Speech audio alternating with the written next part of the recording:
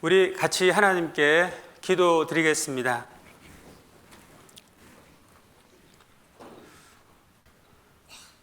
우리를 사랑하시는 사랑으로 충만하신 하나님 아버지께 감사와 영광을 돌립니다. 인생의 무거운 짐을 지고 수고와 슬픔과 상처 속에 살아가던 우리들에게 하나님 다가오셔서 하나님 살아계신 성경 말씀을 한 말씀 한 말씀 들려주셔서 말씀을 통해 하나님을 깨달아 믿을 수 있도록 도와주시고, 이 땅에 죄인으로 태어나서 영원한 멸망 가운데 처해질 수밖에 없던 불쌍한 우리들을 주님의 거룩한 십자가의 보혈과 약속의 말씀으로 우리를 구원해 주신 하나님의 은혜에 감사와 영광을 돌립니다. 우리는 그저 하나님 은혜에 감사하고 하나님 밖에 없을 뿐입니다.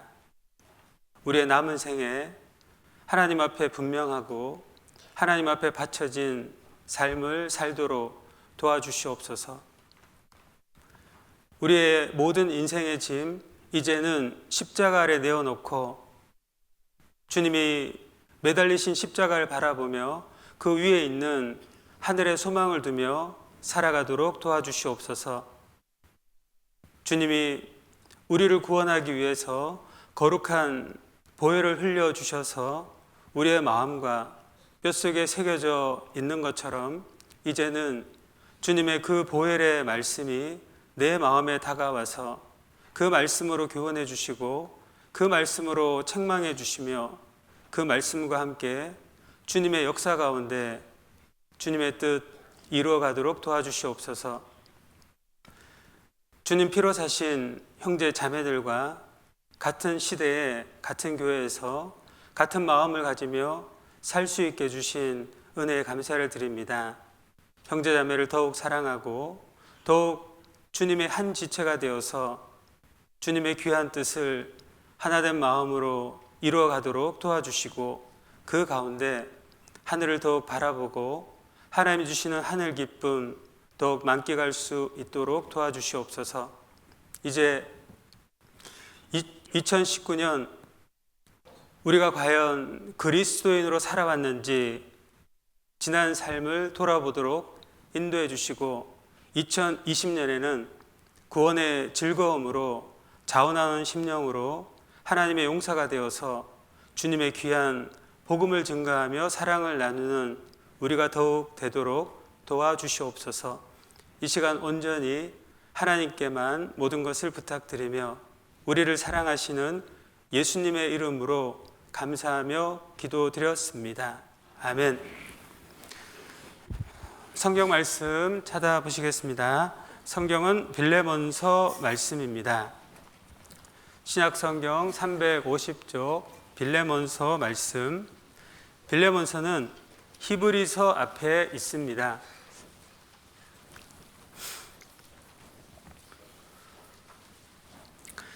빌레몬서 1장 1절에서 3절까지 말씀을 우리 함께 읽도록 하겠습니다.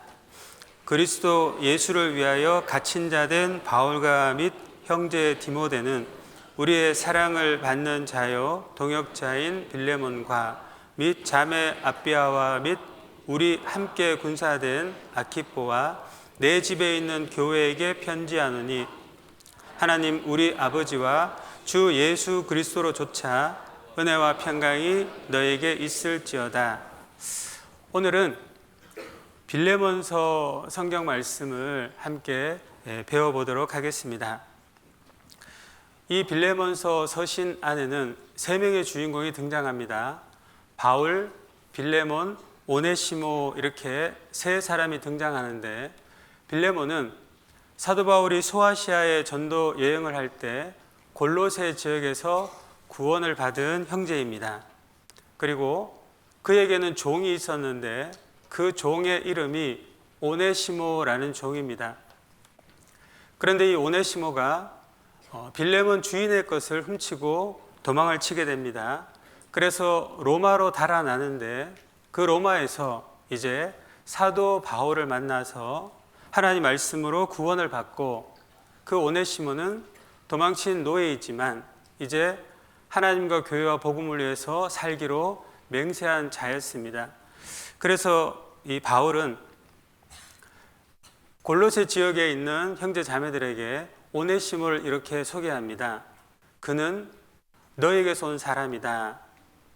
사랑을 받는 신실하고 사랑받는 형제 오네시모를 함께 보내노니 그는 너에게서 온 사람이다 라고 오네시모가 구원을 받기 전에는 도망친 노예이며 무익한 종인데 이제 구원을 받고 나서는 신실하고 사랑을 받는 형제다라고 소개를 하고 있습니다. 자, 그리고 10절 말씀 11절 말씀 제가 읽겠습니다. 13절입니다. 저를 내게 머물러 두어 내 복음을 위하여 갇힌 중에 내 대신 나를 섬기게 하고자 하나. 사도 바울은 오네시모를 구원을 받은 형제이고 지금 자신의 복음 사역을 위해서 오네시모를 머물러 두게 해서 사용하고 싶지만 14절에 다만 내 승낙이 없이는, 즉 오네시모의 주인인 빌레몬 형제에게 오네시모를 용서를 받게 하고 빌레몬의 그 승낙을 얻어서 오네시모를 바울은 사용하고 싶은 겁니다. 그래서 14절에 다만 내 승낙이 없이는 내가 아무것도 하기를 원치 아니하노니 이는 너의 선한 일이 억지같이 되지 아니하고 자유로 되게 하려 함이로라. 빌레몬에게는 예수님이 하셨던 말씀, 내가 너희를 사랑한 것 같이 라는 예수님의 십자가의 보혈의 은혜와 사랑이 있습니다. 그 주께 받은 사랑의 그 은혜를 통해서 이제 도망친 노예 오네시모를 너희도 서로 사랑하라는 말씀을 실천함으로 도망친 노예이며 무익한 종 오네시모를 형제로 받아주고 그 이후에 사도 바울은 복음을 위해서 오네시모를 사용하길 원했기 때문에 이제 드라마 같은 일이 벌어집니다. 그 도망친 노예 오네시모를 빌레몬에게 먼저 돌려보내게 되었다라는 겁니다. 그러면 그냥 사도 바울이 빌레몬에게 오네시모의 용서를 구해도 될 텐데 왜 주인 빌레몬에게 돌려보내야만 할까요? 그것은 그 당시 로마 법 때문입니다.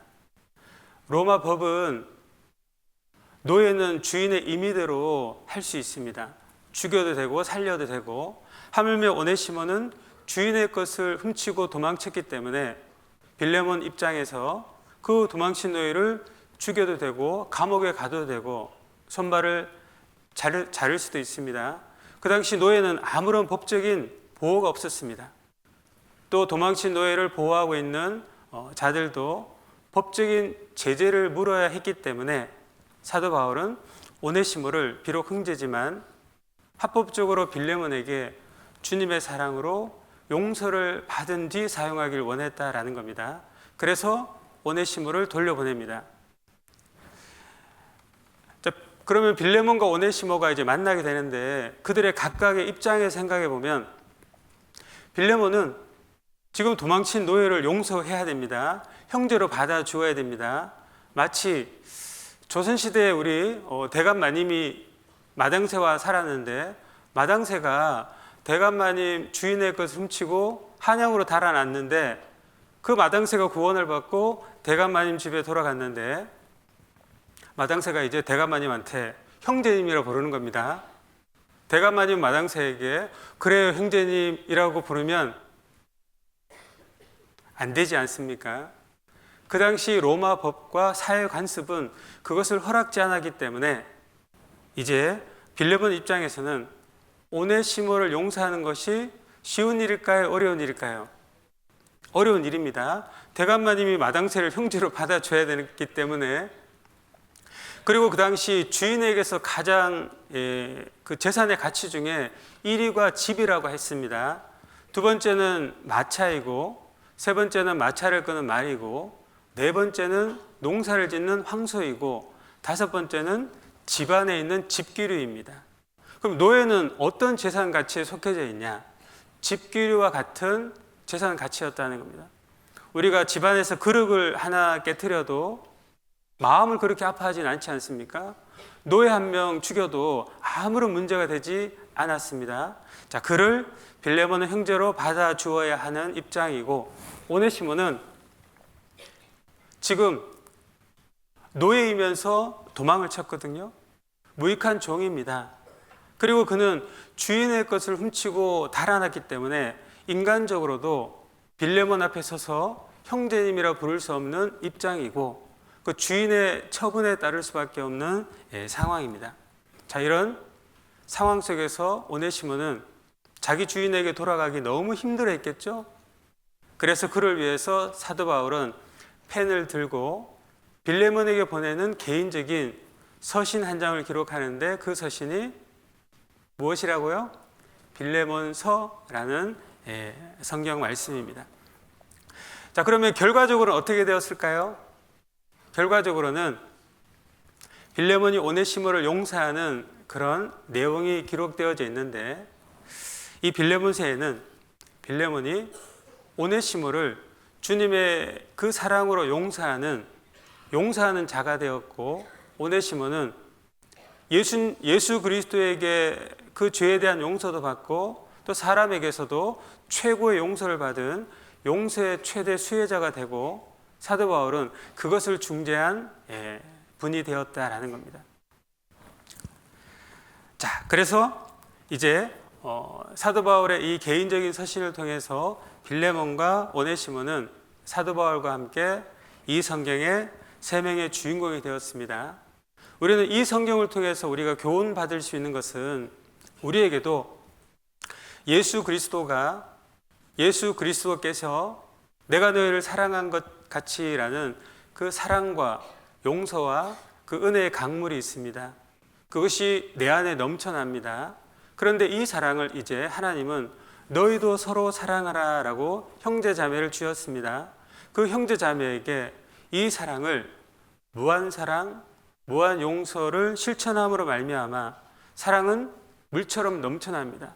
물은 넘치면 반드시 적셔지고 흔적이 남는 것처럼 이 사랑은 넘쳐나게 되고, 그 넘쳐난 사랑은 사람들이 그것을 보고, 그로 말미암아 우리는 이뤄진 영혼들을 하나님께로 인도하는 그런 복음을 전하는 그런 기회가 또 된다라는 겁니다. 자, 빌레몬서는 성경 66권 중에 한 권입니다. 창세기는 한 권인데 50장이라는 방대한 분량으로 기록되어 있습니다. 그런데 빌레몬서는 성경 한 권인데 달랑 한 장으로 기록되어 있습니다. 그리고 바울의 개인적인 서신입니다. 그런데 하나님은 이 빌레몬서를 하나님의 말씀 성경 66권에 당당하게 편입하길 기뻐하시고, 이 성경은 마치 하나님이 우리에게 들려주시는 사랑과 용서와 은혜의 그 아름다운 한 편의 이야기와 같다라고 할 수 있습니다. 자, 이제 빌레몬서 성경 말씀을 배우는데 한 5가지 말씀을 중심으로 배웁니다. 첫 번째는 1절에 그리스도 예수를 위하여 갇힌 자 된 바울과라는 그의 삶을 확인해 보고, 두 번째는 6절에 내 믿음의 교제가 우리 가운데 있는 선을 알게 하고 그 믿음의 교제를 생각해 보고, 그리고 세 번째는 11절에 저가 전에는 내게 무익하였으나 이제는 나와 내게 유익함으로 무익과 유익에 대한 말씀을 상고해 보고, 네 번째는 18절에 저가 만일 내게 불의를 하였거나 내게 진 것이 있거든 이것을 내게로 회개하라라는 말씀을 보고, 마지막으로 20절에 오 형제여라는 말씀을 중심으로 빌레몬서를 배워보도록 하겠습니다. 자, 먼저 이 서신을 들고 간 오네시모와 빌레몬이 만났을 그 상황을 한번 생각을 해보겠습니다. 지금 빌레몬은 노예시장에서 종을 한 명 샀는데 그 종을 빌레몬은 훌륭한 인격자이기 때문에 그나마 나름대로 다른 종들과는 달리 좀 잘 대해 주었을까로 생각을 해봅니다. 그런데 그 오네시모 그 종이 빌레몬의 그 금전적인 것을 훔쳐서 도망을 치게 됐다는 겁니다. 그러면 이 빌레몬은 먼저 자존심이 너무 상합니다.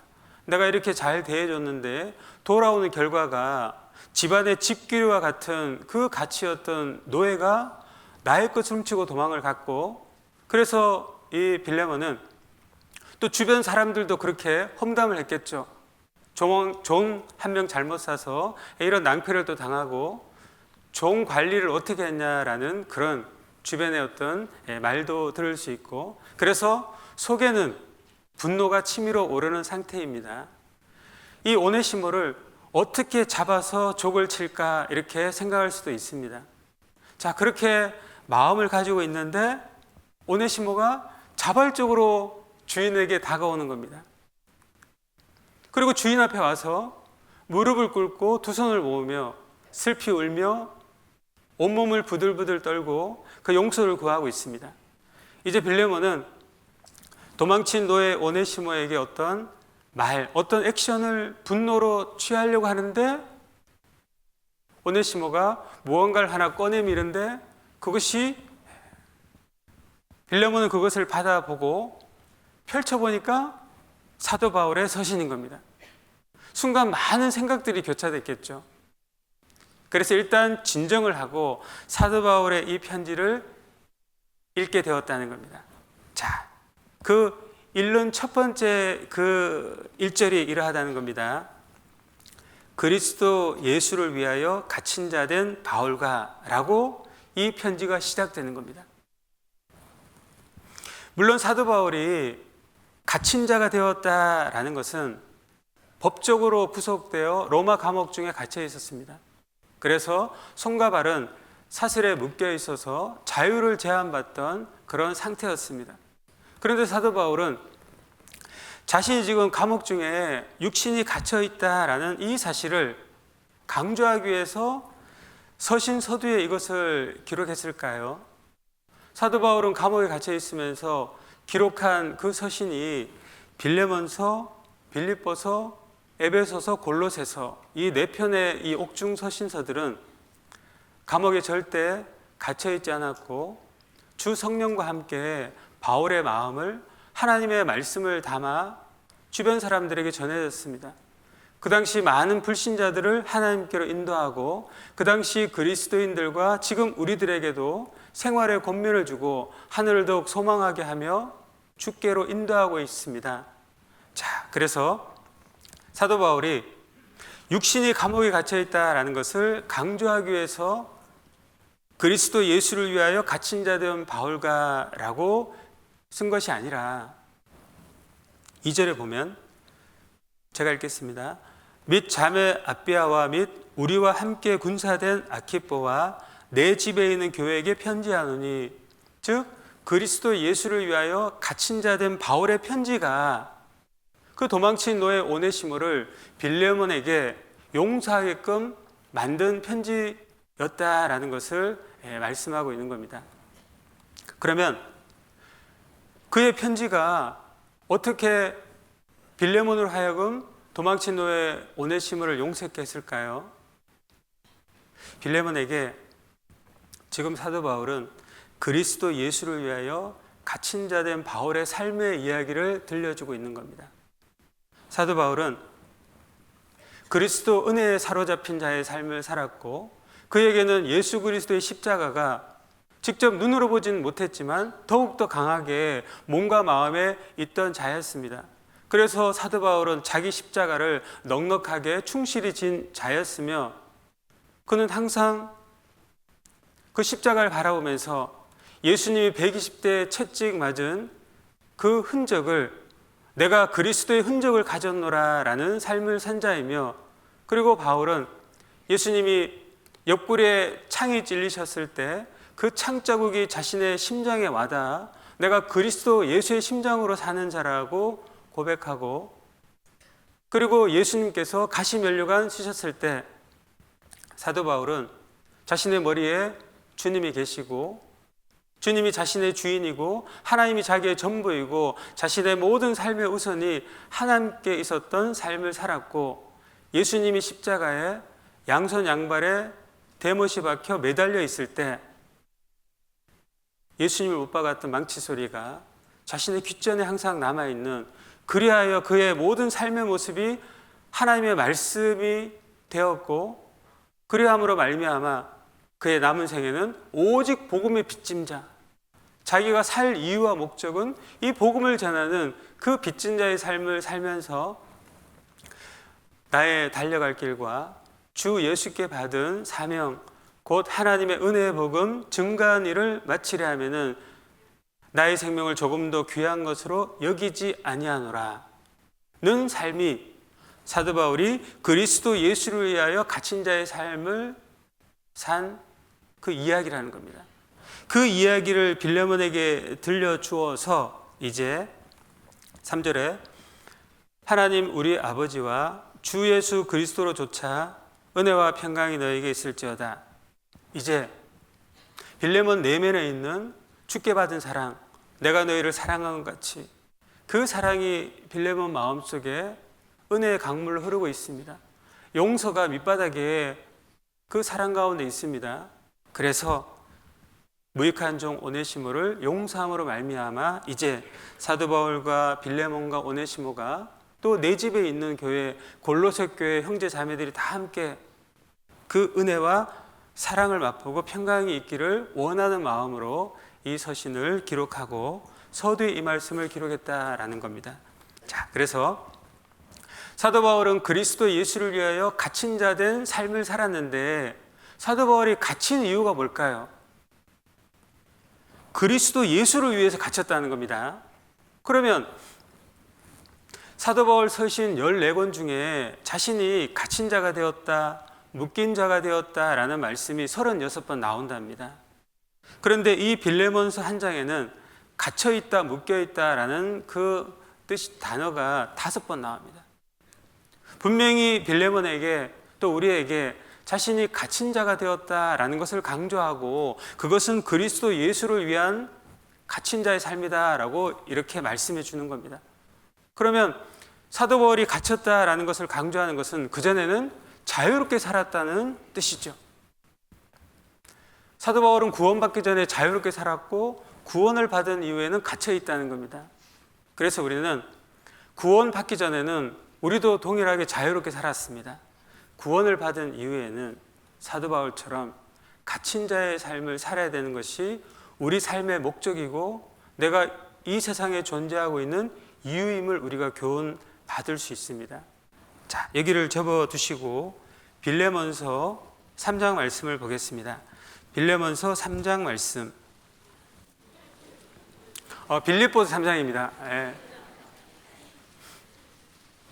빌립보서 3장입니다. 같은 친척인 것 같아요. 3장 5절에서 6절 말씀. 5절 6절 말씀 제가 읽도록 하겠습니다. 내가 8일 만에 할례를 받고 이스라엘 족속이요 베냐민의 지파요 히브리인 중에 히브리인이요 율법으로는 바리새인이요 열심으로는 교회를 핍박하고 율법의 의로는 흠이 없는 자로라. 자, 사도 바울이 구원을 받기 전에 상태였습니다. 그는 지금 5절 6절의 삶을 살면서 하나님께 자유를 얻고 육신적인 영적인 자유를 얻으며 살았던 사람입니다. 그의 하나님이 주시는 그 5절 6절의 삶으로 그는 천국에서도 천국 갈 거를 확신하고 지옥에도 자유로웠던 자였습니다. 무엇으로요? 나는 8일 만에 할례를 받았고 이스라엘 선민 중에 이스라엘 족속이고 히브리인 중에 히브리인이고 나는 베냐민 지파이며 율법으로는 흠이 없는 바리새인이다. 이렇게 살았다는 거예요. 그런데 하나님이 주신 것을 가지고 육신적인 영적인 자유로 살았다는 겁니다. 그는 육신적으로 로마 시민권을 가지고 있었고 영적으로도 랍비라 칭찬받으며 존경받으며 살았습니다. 그의 눈에는 명예가 가득했고 그의 귀에는 이스라엘 백성들이 들려주는 그 칭찬과 존경으로 호화롭게 살았던 자였습니다. 그런데 결과적으로 하나님이 주셨다라는 자유로는 그 결과 율법으로는 흠이 없는 자가 되었습니다. 한참 은혜에 멀어진 자가 되었고 그는 열심으로는 교회를 핍박하는 자, 스데반을 죽이는데 가편 투표하고 예수 그리스도를 믿는 남녀를 잡아다 옥에 가두고 하나님이 주신 자유를 가지고 육신적인 영적인 자유로 마음껏 살았는데 결과적으로는 하나님을 핍박하고 교회를 핍박하고 은혜에 한참 멀어진 자가 되었다는 겁니다. 그것이 그의 구원전의 자유로운 자의 삶이었다, 이렇게 말씀을 하는 겁니다. 그리고 7절부터 제가 읽어드리겠습니다. 그러나 무엇이든지 내게 유익하던 것을 내가 그리스도를 위하여 다 해로 여길 뿐더러 또한 모든 것을 해로 여김은 내 주 그리스도 예수를 아는 지식이 가장 고상함을 인함이라. 내가 그를 위하여 모든 것을 잃어버리고 배설물로 여김은 그리스도를 얻고, 9절은 같이 읽겠습니다. 그 안에서 발견되려 함이니 가진 은은 율법에서 난 것이 아니요 오직 그리스도를 믿음으로 말미암은 것이니 곧 믿음으로 하나님께로서 난 의라. 사도 바울은 조금 전에 가졌던 그 모든 것을 다 잃어버린다 할지라도 그것을 마치 배설물로 가장 가치 없는 것으로 둔다 할지라도 내 안에 그리스도를 얻고 내 안에서 주님이 발견되고 주님 발견되는 모습 속에 자신도 드러나서 주님의 그 역사 속에 사용되어진다라면, 그리고 그 모든 영광을 하나님께 돌린다라면 나는 그 모든 것을 다 버린다 할지라도 더욱더 구원을 받은 이후에 그리스도 예수를 위하여 갇힌 자의 삶을 사는 것이 더 낫다라고 고백한 겁니다. 오히려 그는 난지 8일 만에 할례를 받고 선민이고 히브리인이고 랍비라 칭찬받고 베냐민 지파이고 그 모든 것이 오히려 교회를 핍박하고 하나님을 핍박하고 은혜에 한참 멀어진 삶을 깨달았기 때문에 자기의 모든 것을 다 버렸다는 겁니다. 하나님이 주신 자유를 버리니까 그 안에 바울이 가진 재능을 가지고 하나님이 다시 들어오셔서 하나님을 소개하는 성경 14권을 기록한 사도 바울. 구원 전 구원 후의 삶이 완전히 달라졌습니다. 하나님 우리에게 이것을 요구하십니다. 하나님 우리에게 난지 8일 만에 할례를 받고, 광주교회는 부모님이 구원을 받고 자녀를 전도한 경우가 많이 있더라고요. 난지 8일 만에 할례를 받고 날 때부터 부모님 그리스도인 가정에 태어나고, 그리고 선민이며 히브리인 중에 히브리인이고 율법으로는 흠이 없고 이런 삶은 우리 광주교회에 비춰보면요, 우리는 77억 1457만 명 중에 내가 홀로 구원받을 수 있습니다. 여기서 구원받은 자가 많지만 해외에 나가보십시오. 홀로 구원받을 수 있습니다. 시골에 가보십시오. 저 혼자 구원을 받을 수 있습니다. 자, 그런 자입니다. 그리고 우리는 세계에 많은 교회가 있지만 성경 말씀대로 복음을 전하고 구원을 받는 역사가 있고, 그 사람의 삶의 모습이 한 주간의 마음이 바뀌는 그런 역사를 우리가 경험하고, 구원받은 그리스도인이 오직 하나님과 교회와 복음을 위해 사는 모습을 발견하고, 그리고 이 교회 안에서 우리가 성경적인 교회를 이루어가고 있습니다.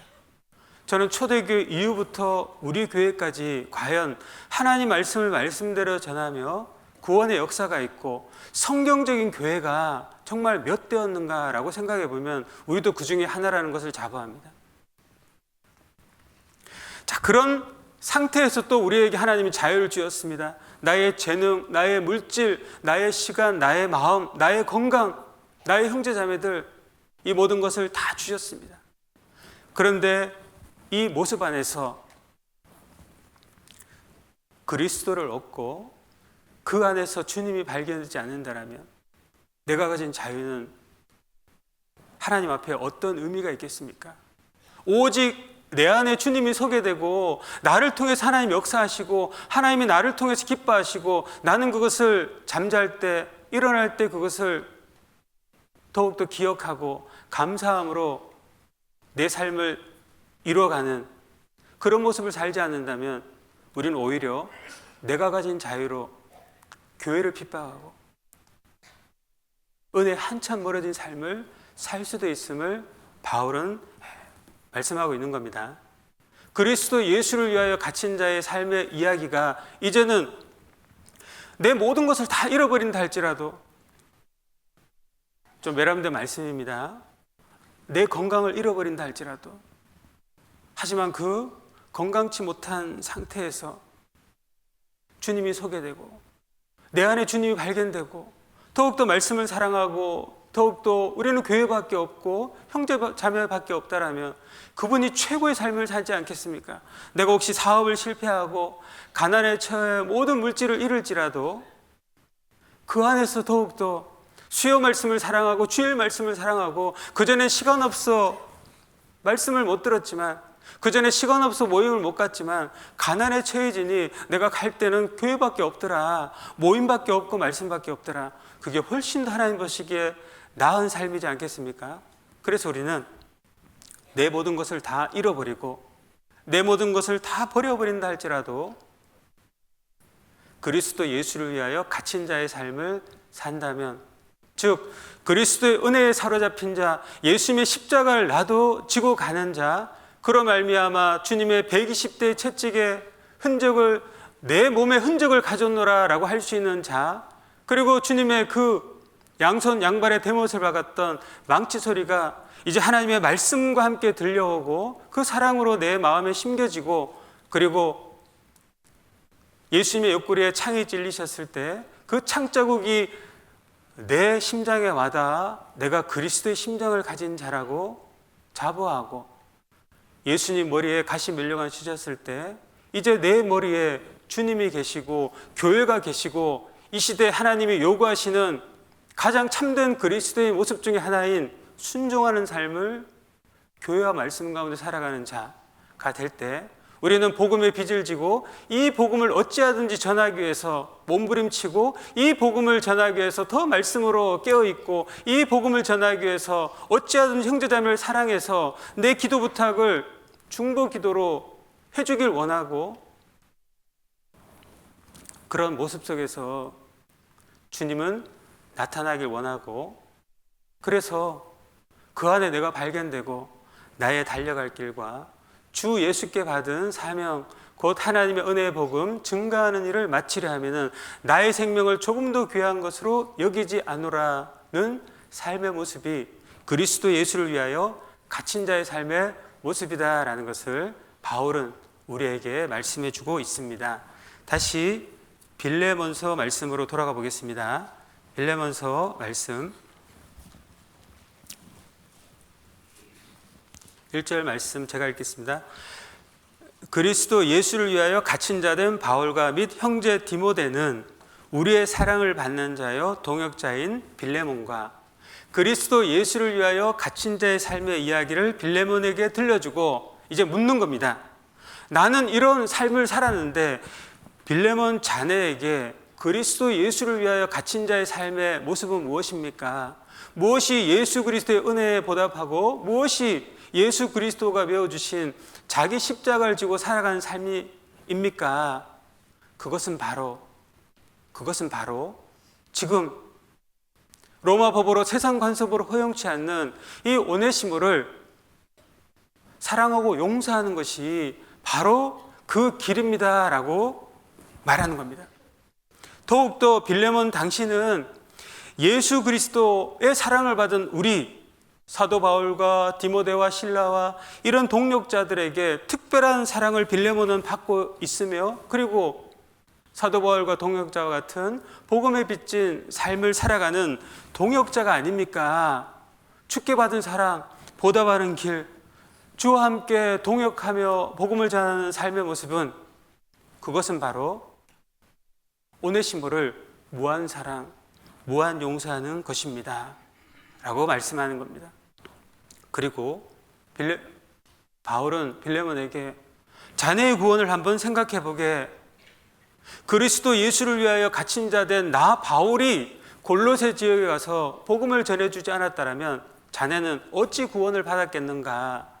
자네의 구원의 근본도 예수 그리스도를 위해서 갇힌 자의 삶을 살아온 바울의 삶의 결과가 당신입니다. 내가 예전에 어땠는지 아십니까? 당신처럼 믿는 사람들을 잡아주기 위해서 활동했던 사람입니다. 그런데 제가 바뀌었습니다. 이제 그리스도 예수를 위하여 사는 자고, 그래서 그 고생 끝에 골로새 지역에 복음을 전해줬는데 그때 당신이 구원을 받은 겁니다. 자, 그래서 당신도 오네시모에게 손을 내밀어서 도망친 너의 무익한 종을 받아주십시오.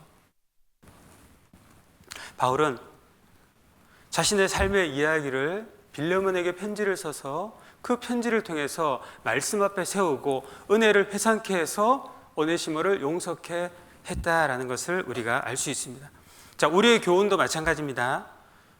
1절에 그리스도 예수를 위하여 갇힌 자 된 바울을 뺀다면 저를 이름을 넣으면 김인근과 및 형제, 광주교 형제님, 자매님, 우리의 사랑을 받는 자여 동역자인 광주교 형제 자매님과 동일한 하나님의 말씀이죠. 그리고 이제 우리는 2절에 내 집에 있는 교회에게 편지하노니, 하나님은 우리 광주교회 형제 자매들에게 편지하셨습니다.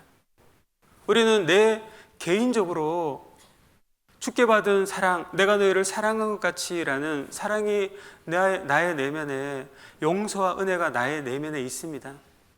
은혜의 강물입니다. 이제 이것을 길어 올려 어디에다가 가장 먼저 실천하냐면 옆에 있는 당신은 나의 리모델링입니다 에게 실천하면서 우리가 리모델링이 되어서 사랑은 반드시 넘쳐나죠. 물은 넘쳐나면 적셔집니다. 흔적이 있습니다. 우리의 사랑은 넘쳐나서 이 사랑을요, 내 집에 있는 광주교회에서 넘쳐난 사랑이 편지가 되어서 주변에 구원받지 못한 가족과 이웃이 넘쳐난 사랑의 흔적을 보고 그 편지를 보고 그 향기를 맡으며 보고 듣게 되죠. 그리함으로 많은 사람들이 구원을 받아 이제 하나님 우리 아버지와 주 예수 그리스도로조차 은혜와 평강이 너에게 있을지어다. 우리 안에 은혜가 가득하고 가족이 구원을 받아 함께 신앙생활하는 평강이 가득 찬 그런 교회가 되어짐을 우리는 알 수 있습니다. 자, 이제 1절에서 3절 말씀은 사도 바울이 그리스도인의 근본을 일깨워서 그 삶의 그 모습을 상기시키며 사랑과 용서를 하게끔 하였고, 이제 두 번째는 6절에 이로써 내 믿음의 교제가 우리 가운데 있는 선을 알게 하고 그리스도께 미치도록 역사하느니라. 저는 이 6절 말씀이 너무 눈에 각인이 되고 시신경을 타고 와서 내 머리에 새겨지는 것 같습니다. 그리고 내 마음속에 너무 새겨지고 믿어집니다. 이것은 하나님이 들려주시는 최고의 칭찬이라고 저는 생각합니다. 이로써 내 믿음의 교제가 빌레몬의 그 교제로 말미암아 우리 가운데 있는 골로새 교회 가운데 있는 형제 자매들에게 주님께 향해 가는 주님의 사랑, 선을 알게 했고, 그로 말미암아 그리스도께 역사하도록 미치도록 역사하는 그 빌레몬의 교제가 형제 자매들의 그 마음을 하나님께로 인도하고 하나님의 귀한 역사에 사용되는 손과 발이 되게 하였다. 그 믿음의 교제가 최고의 칭찬이잖아요. 바울은 묻습니다. 그렇다면 이로써 내 믿음의 교제가, 그 믿음의 교제를 해줘야 될 대상자가 도망친 너의 무익한 종 오네시모도 자네가 교제를 해줘야 할 대상자라네. 그리하여 우리 가운데 있는 선을 오네시모에게도 하나님의 선을 알게 하고 그리스도께 미치도록 역사하느니라. 오네시모에게 더욱더 주를 위해 살아가도록, 복음을 위해 바쳐지도록, 역사하도록 교제해 주어야 한다네, 이렇게 말씀하는 겁니다. 여기서 내 믿음의 교제가 할 때 이 교제는 우리가 지금 알고 있는 사귐이죠. 예수님이 함께하고 형제자매가 함께하는 사귐, 동고동락이죠. 그런데 빌레몬서가 기록될 당시, 그 당시 1900여 년 전에 믿음의 교제, 이 교제가 그들에게는 어떤 의미로 다가왔을까요? 그들의 언어로 이 교제는 코이노니아라는 뜻이 있습니다. 즉 빌레몬은 내 믿음의 코이노니아를 했다는 겁니다. 이 코이노니아라는 것이 교제의 원어인데, 이 코이노니아라는 뜻은 상대방의 슬픔과 아픔에 참여하고, 그리고 이야기하며 믿음을 나누고, 그리고 적극적으로 돕는 것이 코이노니아라는 뜻입니다. 우리가 그 코이노니아를 하고 있습니다. 우리가 서로 하는 교제 속에 상대방 형제자매의 수고와 슬픔과 아픔을 같이 이야기하고 들어주고 참여하고 기도 부탁해주고, 그리고 믿음을 나누고, 그것이 서로의 믿음이 되어져 가며 적극적으로 또 우리는 실제 도와줍니다. 코이노니아. 우리 가운데 있는 선을 알게 하고 할 때 이 선은 아가도스, 아가돈이라는 원어입니다. 우리가 주를 위해 살아가는 모든 것이 선이고, 복음을 전하고 사랑을 나누는 것 다 선이죠. 그 당시 선 아가도스, 아가돈은 하나님이 우리에게 복음 진리를 깨닫게 하기 위해서 우리에게 해주신 모든 일이 아가도스 선이래요. 저는 이 하나님의 선, 이 원어를 알게 됨으로 말미암아 나의 과거의 모든 삶이 정리돼 버렸습니다. 나를 구원받게 하기 위해서, 이 복음을 깨닫게 하기 위해서 해주신 모든 일이 과거 일이거든요.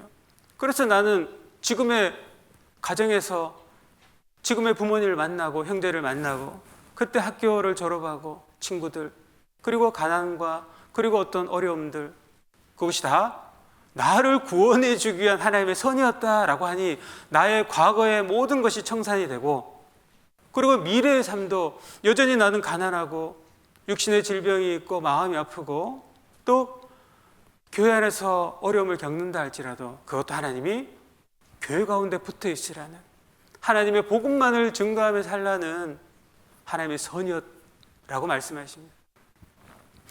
그리고 이 또 다른 선이 창세기 50장 20절에 또 다른 선이 나오는데, 그 선은 요셉을 통해서 이렇게 나온 말입니다. 요셉은 애굽의 국무총리가 되었고 잘 되었죠. 흉년이 있음으로 말미암아 이 가나안에 있는 아버지와 형제들을 70명을 이민 오게 해서 이집트에 살았습니다. 그런데 이제 그 요셉의 아버지, 형들의 아버지 야곱이 죽었습니다. 형들이 다시 요셉에게 찾아와서 이런 말을 했죠. 우리 아버지를 생각해서 우리에게 악을 행하지 말고 우리를 잘 대해 주십시오. 우리 아버지를 생각해서, 야곱을 생각해서. 그때 요셉이 슬피 울었다라고 말하죠. 아버지 때문이 아니라 그는 형제를 사랑하는데 그 마음을 몰라주고 있는 겁니다. 그래서 창세기 50장 20절에 당신들은 나를 해하려 하였으나 하나님 그것을 선으로 바꾸사, 이때 선이 레토바라는 선입니다. 선한 방향으로 바꾸사, 이렇게 말씀하는 겁니다. 즉 요셉은 형들이 노예로 팔아버렸을 때 너무 그 비참한 상태, 죽음을 두려워야 될 그 상태, 가족을 떠난 그 슬픈 상태가 하나님의 선한 방향이었다는 겁니다. 결과적으로는 국무총리가 되었기 때문에 선한 방향임을 나중에 한 것이 아니라 그때도 그 선을 알고 있었고, 보디발 집에서 가정 총무할 때 그 보디발 아내가 유혹하고 모함으로 감옥에 잡힐 때도 선이었다고. 술 맡은 관원장, 떡 맡은 관원장이 꿈을 해석해주고 그들이 잊었다 할지라도 선이고, 나중에 하나님은 요셉을 회복시켜서 마침내 국무총리를 만들어주시고 요셉의 조상 아브라함에게 민족과 땅과 복을 주겠다라고 약속하신 그 민족을 이루기 위해서, 이집트에 200만 명을 이루기 위해서 하나님이 나를 앞서 보냈다라고 말씀하는 선, 그게 레토바라는 겁니다. 자, 그래서 우리는 6절에 이로써 내 믿음의 우리 국한문 혼용체라는 책이 있잖아요. 이것을 헬라어 혼용체를 읽어보면 이로써 내 믿음의 코이노니아가 우리 가운데 있는 아가도스 레토바를 알게 하여 그리스도께 미치도록 역사하느니라. 이 말씀과 똑같잖아요. 그리고 4절 말씀에 내가 항상 내 하나님께 감사하고 기도할 때 너를 말함은, 사도 바울은 지금 감옥에 있습니다. 언제 죽을지 모를 운명에 처해 있습니다.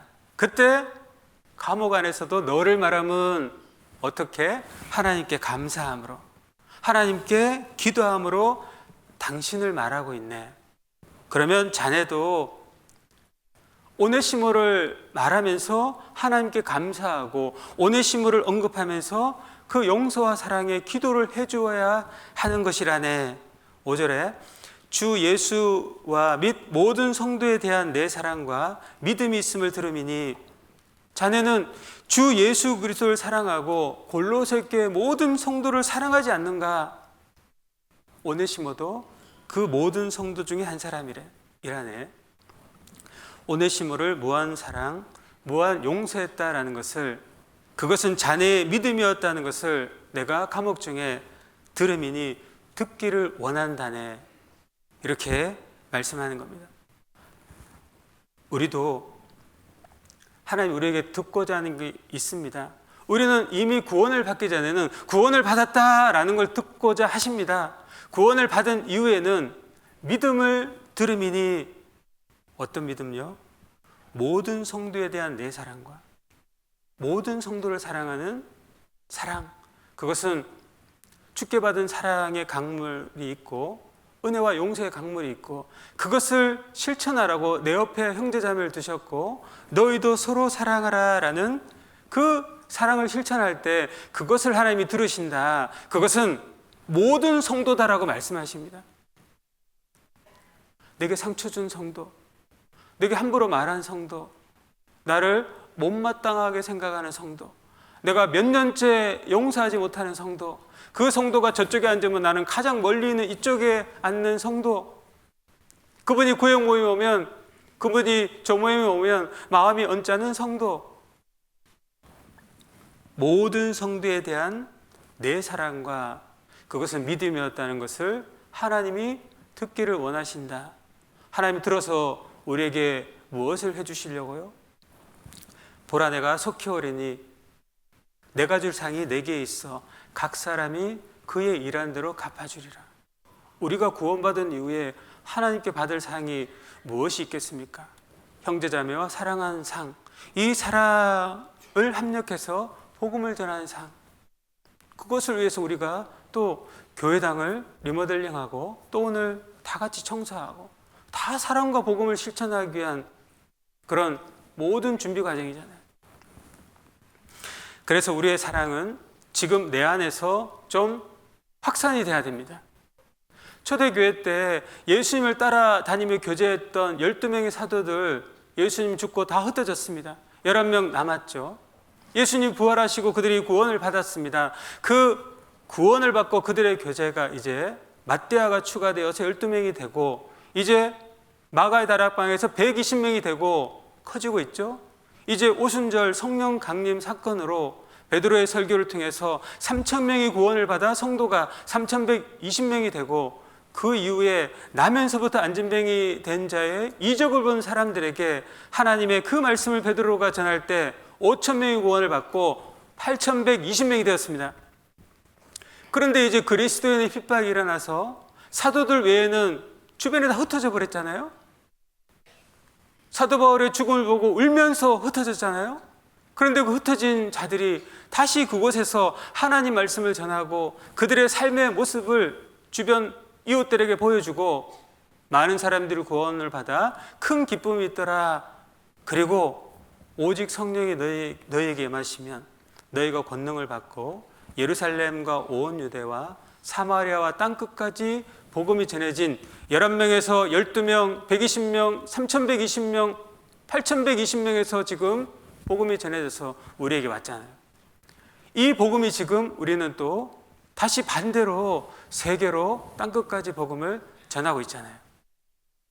그래서 나의 이 교제도 이 11명에서 12명으로 120에서 3100, 5120명으로 사랑이 더욱더 구역에서 교구로, 교구에서 교회로 확산이 되어야 함을 생각해 봅니다. 그러려면 이기적인 마음에서 이타적인 마음이 돼요. 자기 중심적인 마음에서 타인 중심으로 이타적으로 돼야겠죠. 이타적으로 돼야 되는데 이따적으로 되면 안 되죠. 이따적으로 나중에 해주겠습니다, 나중에 하겠습니다 그러면 안 되죠. 오늘 다 같이 청소할 때 이따 하겠습니다 그러면 안 되겠죠. 내년에 1월 13일 날 복음을 전하는데 저는 이따적으로 전하겠습니다 그러면 안 되겠죠. 우리는 나의 사랑이 개인적인 사랑에서 이타적인 사랑으로 나아가야 함을 믿습니다. 이타적인 사랑, 무조건적인 사랑, 희생적인 사랑. 그런데 이타적인 사랑으로 내 사랑이 나아가야 되는데 이타적인 것이 아니라 아가페적인 사랑으로 무조건적이며 헌신적인 사랑이 나아가야 되는데 아가페가 아닌 아까페, 또 페, 나중에 페 그러면 안 되죠. 우리는 광주교회 유머 감각이 좀 없으신 것 같아요. 내 믿음도 12명에서 120명, 3120명, 8120명 세계로 확산돼야 됩니다. 나의 말씀 생활도 이제 수요 말씀, 주일 말씀 지키는 모습으로 나아져 가야 됩니다. 내가 그 말씀을 지키기 위해서 내 삶의 모습을 기도하고 관심을 가지면 하나님은 온 우주를 틀어서 자전 공전을 더 빨리 더 늦게 해서라도 나를 그 말씀 시간에 오게 하십니다. 내가 구역 모임, 형제 모임 빠지지 아니하리라. 봉사의 모임, 어머니에 빠지지 아니하리라. 그렇게 내 믿음이 내년에는 더욱 확산되어져 감을 믿습니다. 그것이 성령이 우리에게 임하고 그것으로 말미암아 땅끝까지 복음이 전해지는 결과를 우리가 맺을 수 있음을 우리는 알 수 있습니다. 이제 11절 말씀, 저가 전에는 내게 무익하였으나 이제는 나와 내게 유익함으로. 자, 이 한 말씀은 참으로 바울과 빌레몬을 흐뭇해하는 말씀이라는 겁니다. 이것은 이 말씀의 뜻을 빌레몬과 바울이 알고 있으니까요. 저가 전에는 내게 무익하였으나, 오네시모가 전에는 무익했지만 이제는 구원받은 그리스도인이 되어서 주인에게 돌아왔으니 유익한 자가 되었죠. 이런 뜻입니다. 그런데 빌레몬은 어느 날 노예 시장에 가서 노예를 한 명 샀는데 그 노예가 잘 되길 바라는 마음으로 이름을 오네시모의 뜻은 유익한, 쓸모 있는 그런 뜻입니다. 유익한 종이 되어라 라고 이름을 유익이라 지어줬는데 그가 주인의 것을 훔쳐 달아났으니 무익한 자가 되었고, 그가 사도 바울을 만나 구원을 받아 그리스도에 되어 다시 돌아왔으니 유익이가 무익이 되었는데 무익이가 유익이 되었으니 빌레몬은 얘가 이름값은 했네, 그렇게 생각하는 겁니다. 이름값을 했죠. 그래서 빌레몬 마음은 흐뭇해진 겁니다. 우리도 형제자매를 사랑할 때, 형제자매에게 나의 사랑을 표현할 때 흐뭇하게 해야 돼요. 인상 쓰고 하면 안 돼요. 미소로 해야 되고 친절히 대해야 되고 따뜻하게 손을 내밀어야 되고. 자, 그래서 하나님은 우리를 창조하시고 하나님의 형상대로 창조하신 우리를 하나님은 구원받을 것도 아시고 또 교회 가운데 거하며 주님의 일을 하실 것을 아시며 심히 좋았더라라고 흐뭇해 하셨습니다. 이제 우리는 교회 안에서 유익한 그리스도인입니다. 유익인 우리가 교회 안에서도 흐뭇한 신앙의 삶을 살아야 됩니다. 그런데 내가 구원을 받을 때는 정말 유익한 그리스도인의 삶을 살았는데 때로는 무익한 자가 되어 있을 수도 있다는 겁니다. 나는 하나님을 위해서, 교회를 위해서, 복음을 위해서 어떻게 살아가고 있는가? 나는 하나님 앞에 무익한 자가 되었구나, 이렇게 생각할 수도 있습니다. 그런데 오네시모가 원래 유익한 자였습니다. 유익한 종이었죠. 그런데 주인의 것을 훔치고 달아나기 때문에 무익한 자가 되었습니다. 그 당시 도망친 노예는 평생 어두운 가운데, 그늘 가운데 숨어 다녀야 됩니다. 어떤 사건이 있었을 때 자기를 보호해달라고 요청할 수도 없습니다. 그러면 도망친 노예로 드러나니까요. 평생 무익하게 살아야 되는데 그가 구원을 받고 그리스도인이 되어서 당당하게 자기 주인에게 찾아가고 있습니다. 이건 가면 죽을 수도 있습니다. 그런데 당당하게 찾아갈 수 있는 것은 유익한 그리스도인, 하나님의 사랑을 입었기 때문에 주인에게 혹시 죽는다 할지라도 그것도 유익하다라는 마음을 가졌겠죠. 우리도 교회 안에서 유익한 삶을 살다가 무익한 자가 되었지만 오네시모처럼 우리는 예수 그리스도의 십자가 위에 다시 일어서서 그 십자가 위에 있는 하늘을 바라보고 이제 새 출발하시면 우리 똑같은 하나님 보시기에 유익한 자가 되고 교회 유익한 삶을 살게 되겠죠. 오네시모가 무익한 노예였다가 유익한 그리스도인이 된 것은 말씀 때문이었습니다. 말씀 때문에 그의 삶이 한순간에 바뀌고 주인에게도 찾아갈 수 있는, 그리고 자기의 용서를 빌 수 있는 자가 되었습니다. 우리도 무익한 삶을 혹 살았다라면 다시 유익한 그리스도인이 되기 위해서 필요한 것은 오직 말씀뿐입니다. 이 말씀을 하나님 말씀으로 받고 이 말씀을 이루기 위해서 내 육신과 몸부림치고 마침내 말씀 가운데로 나를 인도하는 그 모든 과정, 이 말씀이 또한 너희 믿는 자 속에서 역사하느니라. 그 역사를 나를 통해서 보고 동역하는 형제 자매를 통해 보고 함께하는 모습 속에 볼 때 우리는 유익한 하나님 앞에 그리스도인이 됨을 우리가 확신합니다. 그리고 우리는 사람의 마음은요 잘 안 바뀌죠. 그런데 그리스도인은 한순간에 송두리째 바뀌기도 합니다. 내가 구원을 받은 것도 일주일 말씀을 통해 전도 집회를 통해서 송두리째 내 삶이 바뀐 것 아닙니까? 그래서 우리는 이 전도 집회, 이 집회, 항상 있는 집회, 1년에 몇 차례 하는 집회가 아니라 하나님이 이번에 우리에게 특별히 해주시는 집회라 믿고 내년 1월 13일 그 집회 앞에 우리는 유익한 그리스도인이 되기 위해 서야 됩니다. 여러분, 저는 하나님 말씀을 전하는 자입니다. 그런데 저는요 에덴 동산 노아 홍수 사건을 얘기하면서 속으로요, 나는 이것을 확실히 믿고 있는가?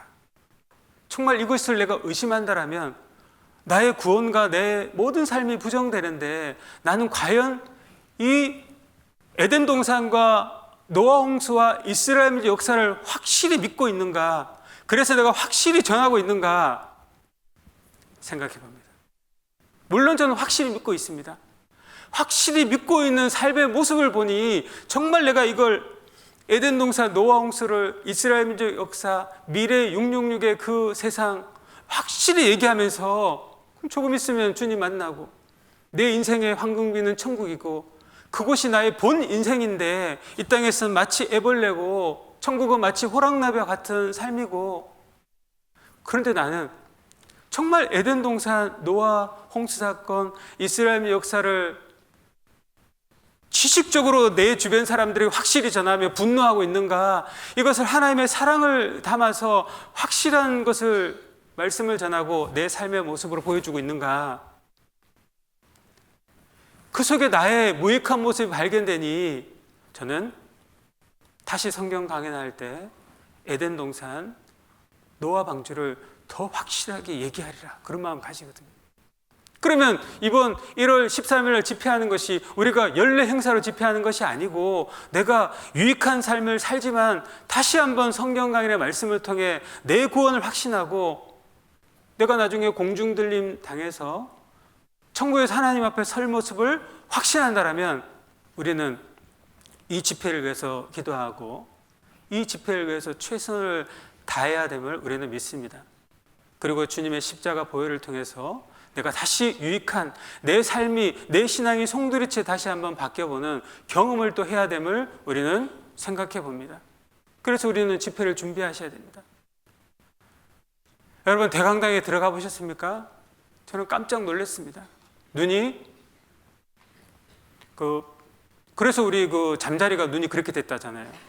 눈 떠보니까 이 세상이 이래서 이렇게 커졌다 그러잖아요.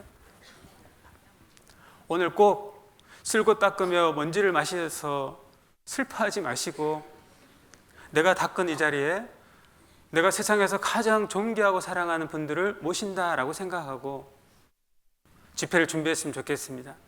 이렇게 내 믿음은 유익한 믿음으로 나아가게 되고, 그리고 이제 18절 말씀에 저가 만일 내게 불의를 하였거나 내게 진 것이 있거든 이것을 내게로 회개하라. 19절에 나 바울이 친필로 쓰노니 내가 갚으려니와 너는 이 외에 내 자신으로 내게 빚진 것을 말하지 아니하노라. 지금 이 오네시모가 빌레몬에게 달아날 때 그 행동이 불의한 행동이었다라고 말씀하십니다. 그런데 이것이 진 것이 있거든, 즉 오네시모가 빌레몬의 금전적인 것을 훔쳐서 달아난 것 같습니다. 그래서 바울은 빌레몬에게 오네시모를 용서해달라라고 말씀하면서 이것을 내게로 회개하라.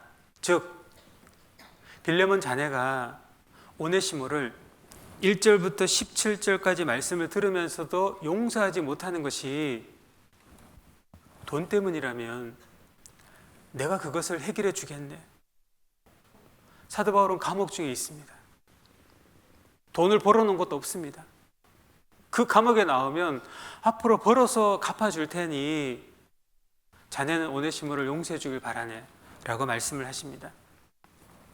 이때 이 빌레몬의 마음은 너무나 뭉클하고 너무나 심한 양심의 죄책감이 밀려왔을 거라 생각합니다. 그 당시 로마법과 사회 간섭으로는 도망친 노예를 형제로 받아주는 것이 어렵지만 지금 빌레몬은 그리스도 예수를 위하여 갇힌 자의 삶의 그 이야기를 들었지 않습니까? 그리고 그 삶을 살아야 됨을 자기도 깨닫고 있지 않습니까?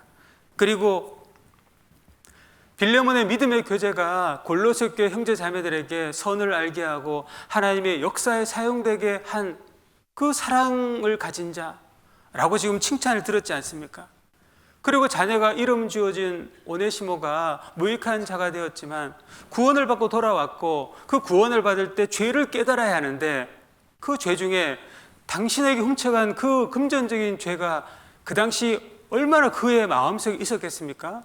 그걸 그리스도 예수께서 용서해 주셨다니 자기로 말미암아 오네시모가 구원을 받은 겁니다. 자, 그렇게 빌레몬에게 용서를 구하는데 마지막까지 용서하지 못하는 것이 회개할 돈이라면 빌레몬은 정말 그 신앙의 양심에 그 그리스도의 사랑을 바라보고 너무나 죄책감이 밀려왔을 겁니다.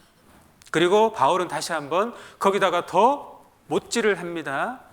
내가 갚겠다라고 바울이 친필로 쓰노니 라고 말씀합니다. 바울의 친필 서신입니다. 금전적인 걸 내가 갚겠다라는 영수증을 써준 거죠. 여러분, 우리는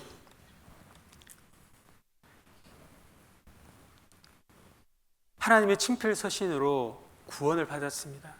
구약에는 양의 피와 그 약속의 말씀으로 하실 줄을 바라보고 구약시대 사람들은 구원을 받고, 신약시대 우리는 이제 예수 그리스도의 십자가 보혈로 구원을 받고 그 그리스도의 피가 적셔져 있는 이 말씀을 통해 구원을 받았습니다. 즉 성경은 하나님과 예수님이 우리 죄를 용서해 주신다는 친필 서신이죠. 우리는 그렇게 용서받았습니다.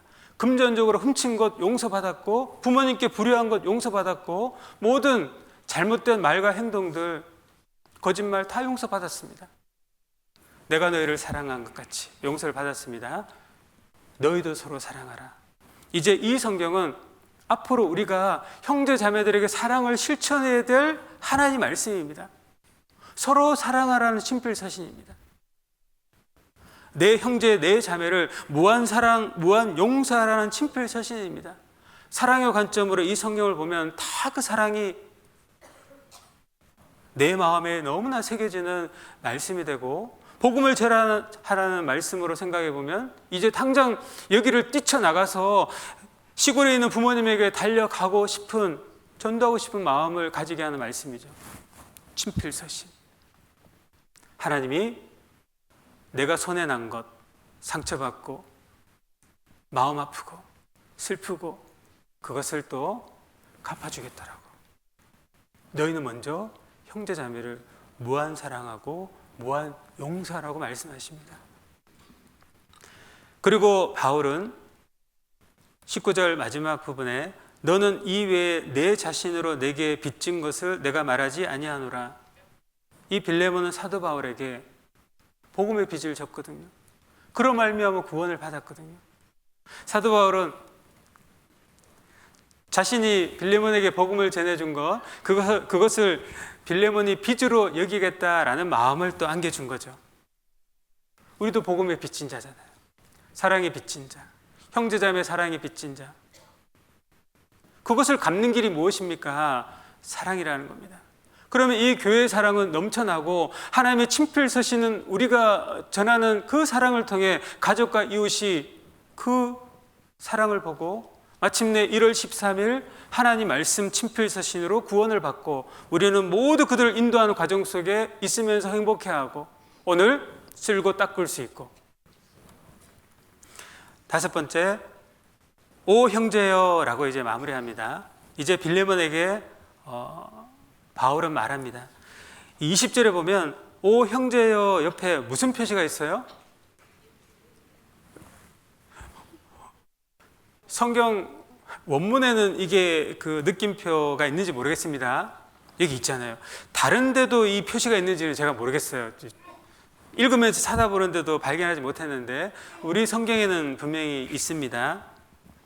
오 형제여, 하나님께서 내가 형제 자매에게 무한 사랑, 무한 용서를 실천할 때 하나님은 오 사랑하는 내 아들아, 하나님이 들려주시는 그 음성을 사랑 속에 전해왔고 하나님의 감동과 하나님의 기쁨으로 주를 위해 살아가는 오 형제요.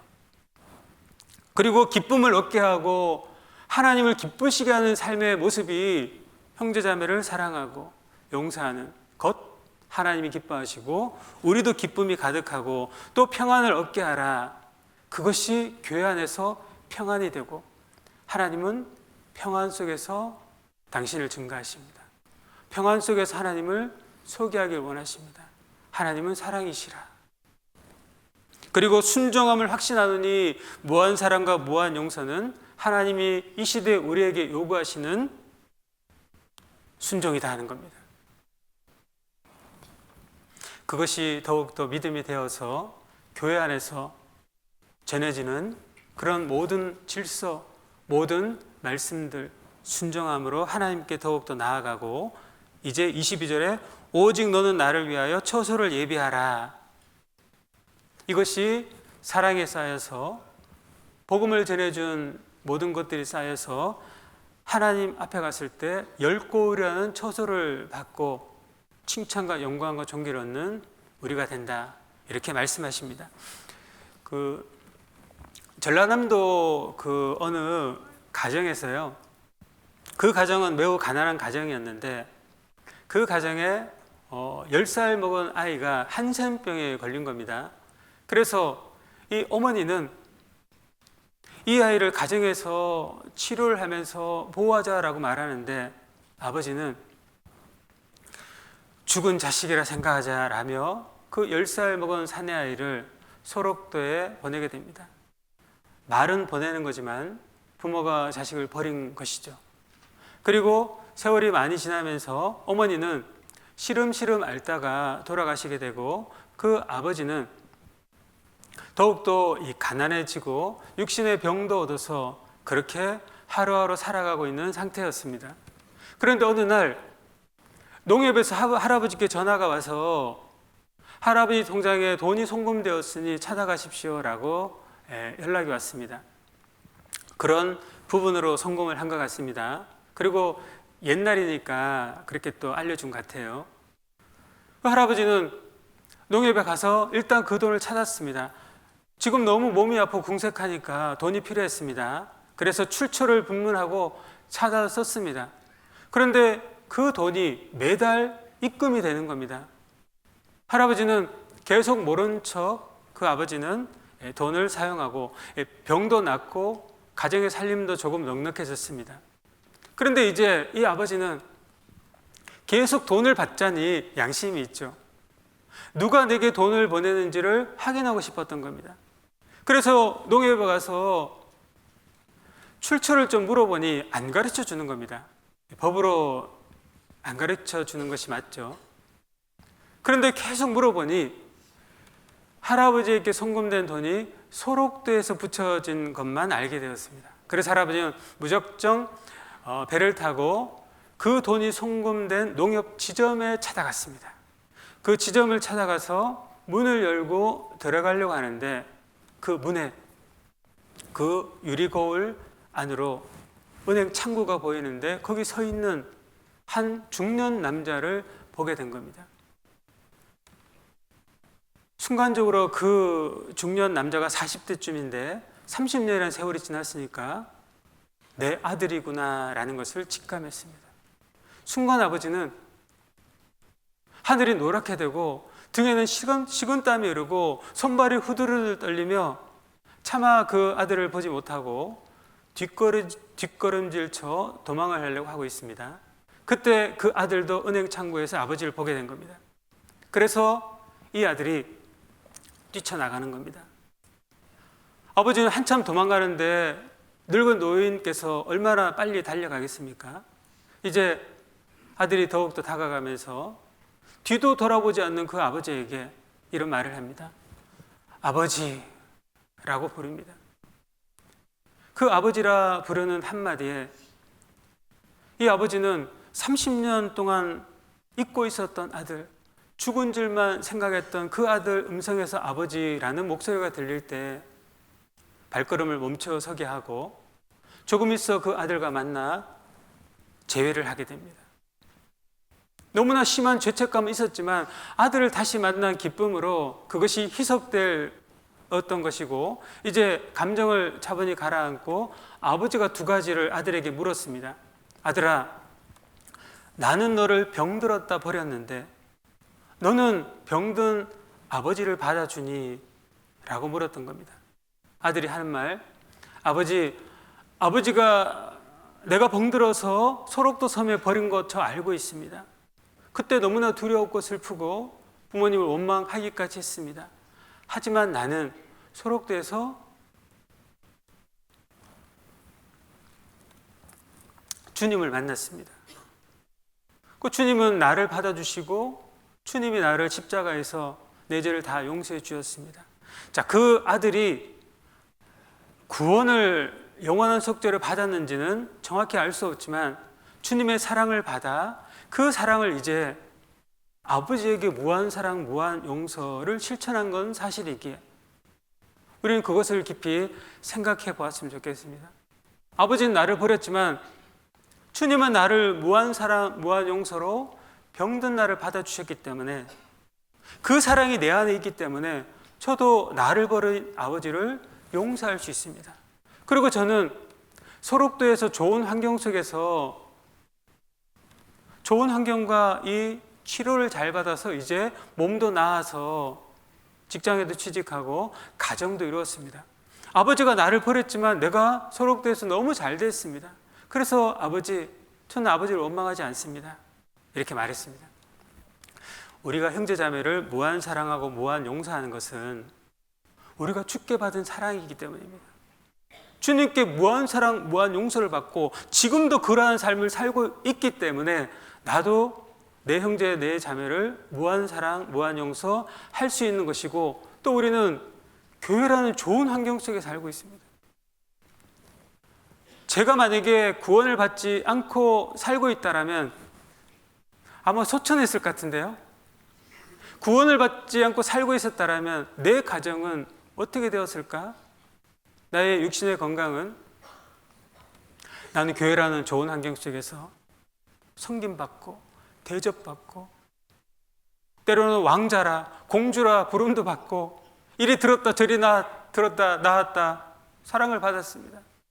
이제 이 사랑을 모든 성도에게 무한 사랑, 무한 용서하는 것이 주께 받은 사랑을 가진 자의 실천의 모습이고, 그리고 두 번째는 이 아버지가요, 그러면 30년 동안 왜 너는 나를 찾지 않았니? 라고 물었던 겁니다.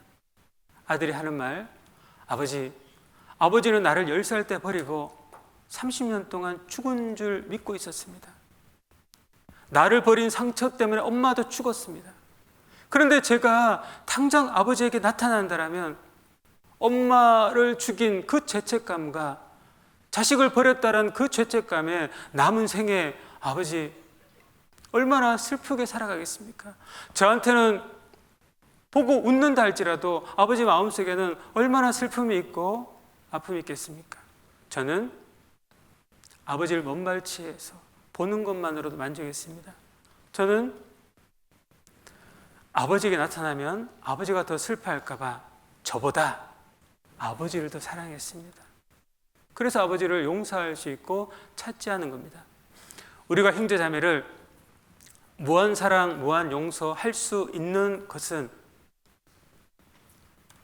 내가 구원을 받았고 교회 가운데 거하고 있고 이제 내 마음은 내 것이 아니에요. 형제자매 것이죠. 나로 말미암아 형제자매가 슬퍼하고 나로 말미암아 형제자매가 상처를 받고 나로 말미암아 형제자매가 아파하고 내가 아파하고 내가 슬퍼하고 내가 상처받는 것이 낫고 형제자매는 주님이십니다. 자, 이런 사랑을 실천하다가 우리는 빌레몬처럼 사랑을 교회 안에서 실천한 자, 오네시모처럼 그 사랑을 받은 자, 용서의 최대 수혜자가 되고 이제 우리는 서로 사랑을 중재하여 역할을 하는 또 기도해 주는 자가 되어 또 다른 빌립보서의 주인공이 되기를 바랍니다. 같이 기도하겠습니다. 하나님 아버지 감사합니다. 우리를 구원해 주시고 교회 안에서 주님 뜻 가운데 살 수 있도록 해주신 은혜에 감사를 드립니다. 우리가 하나님의 복음의 빚을 진 자이며 복음을 전할 사명을 가지고 있습니다. 그 사명이 우리로 말미암아 하나님이 소개되기 위해서는 내 안에 사랑이 가득하고 교회 가운데 사랑이 가득해야 됨을 믿습니다. 우리에게 형제자매를 사랑하고 용서하고 주님의 은혜를 성도들에게 갚아보는 그런 삶을 살도록 도와주시옵소서. 2019년 한 해 마무리됩니다. 그리스도인으로 살아왔는지 깨닫게 해주시고 2020년 이제 우리의 대강당에서 하나님의 말씀을 마음껏 듣고 복음을 마음껏 전하는 우리 되기를 간구드립니다. 우리를 사랑하시는 예수님의 이름으로 기도드렸습니다. 아멘.